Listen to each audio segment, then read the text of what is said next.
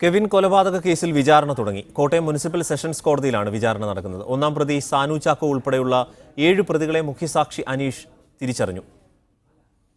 സംഭവം നടന്ന് 1 വർഷം അടുക്കുമ്പോഴാണ് കെവിൻ കേസിൽ വിചാരണ ആരംഭിച്ചത്. മുഖ്യസാക്ഷിയായ അനീഷിനെയാണ് ആദ്യം വിസ്തരിച്ചത്. പ്രോസിക്യൂഷൻ നടത്തിയ വിസ്താരത്തിൽ സംഭവങ്ങൾ അനീഷ് വിശദീകരിച്ചു. മുഖ്യപ്രതി ഷാനു ചാക്കോ ഉൾപ്പെടെ 7 പ്രതികളെ വിസ്താരത്തിനിടയിൽ അനീഷ് തിരിച്ചറിഞ്ഞു. കണ്ണിന് കാഴ്ചക്കുറവുള്ള അനീഷ് പലപ്പോഴും പ്രയാസപ്പെട്ടാണ് ഇവരെ തിരിച്ചറിഞ്ഞത്.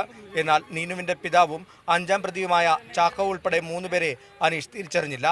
സാക്ഷിക്ക് ആശയക്കുഴപ്പമുണ്ടാക്കാൻ പ്രതികളെല്ലാം ഒരുപോലെ വെള്ളവസ്ത്രം ധരിച്ചാണ് വന്നത്.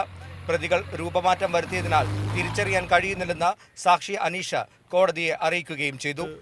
ഒരു വേഷപ്രച്ഛന്നരായ കോടതി വന്നു ചില പ്രതികളെ തിരിച്ചറിയുന്നതിലേക്ക് ചില പെശകൾ പറ്റും. വേറെയും ശാസ്ത്രീയമായിട്ടുള്ള തെളിവുകളും സാഹചര്യ തെളിവുകളും ഒക്കെ അവർക്കെതിരായിട്ടുണ്ട്. 4 മണിയോടെ പ്രോസിക്യൂഷൻ വിസ്താരം പൂർത്തിയായി. തുടർന്ന് അനീഷിനെ ഷാനു ചാക്കോയുടെ അഭിഭാഷകൻ സൂരജ് ക്രോസ് വിസ്താരം ചെയ്തു. പ്രതിഭാഗത്തിന് ക്രോസ് വിസ്താരം നടത്താനുള്ള സമയം ഇന്നു തന്നെ നൽകിയതോടെ കോടതി സമയം കഴിഞ്ഞും വിചാരണ നീണ്ടുപോയി.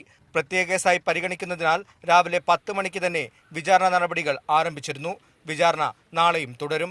Toby Johnson, media 1, Kottayam.